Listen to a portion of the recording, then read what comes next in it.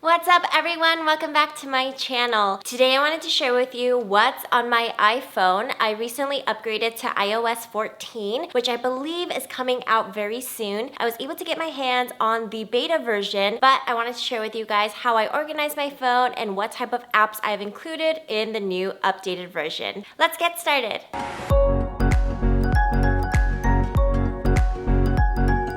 So I recently cut my hair. 2 months ago, I told myself I'm gonna grow out my hair super long, and then now here we are.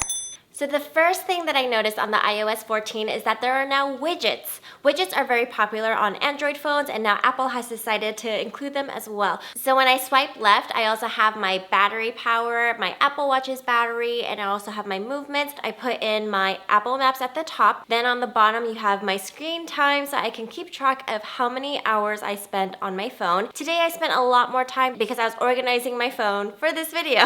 Then I have my Google Calendar as well as my Google Maps. Google Maps will then tell me how long it's going to take me to get to work, how long it would take me to get home, but I am home, so here we are. Then at the very top, I added a calendar widget because it's going to show me my to-do list and everything that I have planned for the day. Then I organize my phone in a way where I try to color code it, but also put items that I use most frequently on the front page. So for me, it's accessing my photos, it's accessing Google Maps, my alarm clock, and Apple now has their own Translate version. So instead of Google Translate, I can use the Apple Translate one as well. The Apple Translate only has 11 languages, while Google Translate has so many more. So it really just depends. Then I also added the weather because I'm always curious to know what the weather is outside. You can also hard press and edit the widgets, and you can also customize the way you want the widgets to look. So you can make them a little square, you can make them longer, which is really cool. Then I have Spotify. I love Spotify. I actually share with my boyfriend, but we have a plan where you can have 2 accounts for one price, so it's great. Then WhatsApp is a way for my church friends to communicate on group text, and then Kakao Talk is for me to talk to my parents in a group chat. I don't know why we don't all just consolidate, but that's okay. Then notes. So my notes is where I keep everything. So I keep track of my Instagram captions that I plan to do, my video ideas, YouTube scripts, my bills, everything I type out onto my notes because it's just a great way for me to access it very quickly. Then at the very bottom, I use Gmail. I don't use the Apple Mail because I just find that the Gmail is so much more user-friendly. Then I have my messages. Now with messages,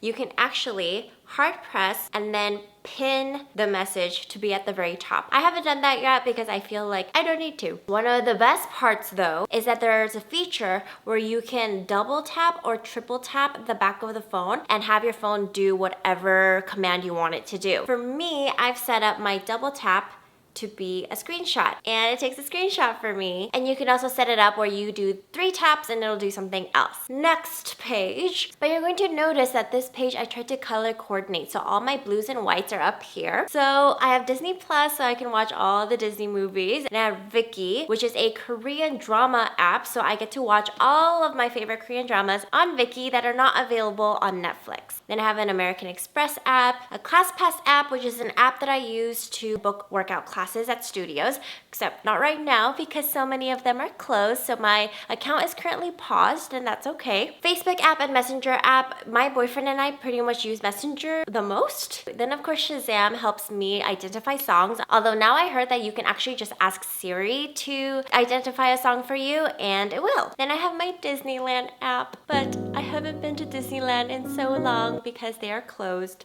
for obvious reasons. Amazon app makes shopping very easy and very dangerous. Then I have the white and red ones, except the Holy Bible had to just stick in somewhere. Then in my food app, I have all of these food places, Postmates, Uber Eats, Grubhub, DoorDash, the whole thing. Utilities, I have an English-Korean Bible app because I like to communicate with my parents and just send them things sometimes. Then I have Poshmark and Mercari, which is a great place to buy and sell clothes. Then I stick Instagram in a folder because I like to kind of not have it so accessible to me, so I stick it in a folder so that it's not something that I constantly go to all the time. And then I have a Capital One app, then Yelp, and then YouTube. Next page.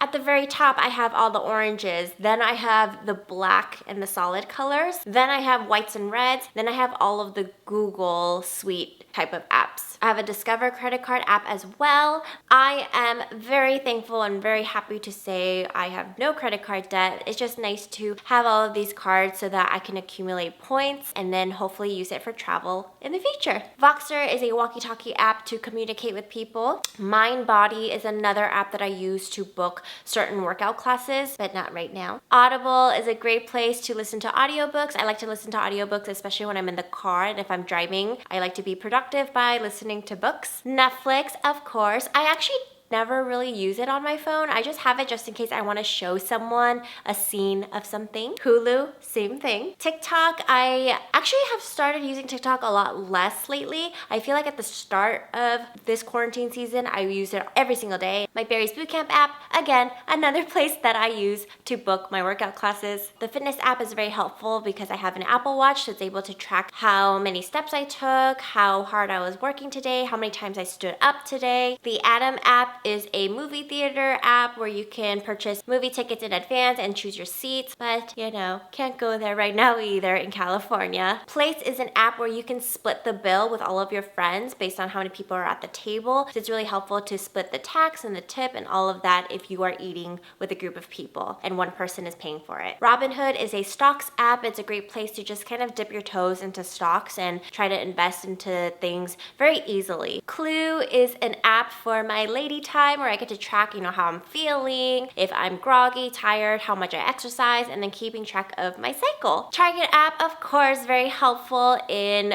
doing online orders or drive-up pickups for anything I need. Pinterest, great place for me as a teacher to look at some classroom ideas and looking at some creative things we can do during distance learning. YT Studio is very helpful for me because it allows me to edit my captions and it allows me to edit things on my YouTube videos that I couldn't do on the YouTube app itself. Google Home allows me to set up my home devices with Google. Okay, Google, turn on lights. Got it.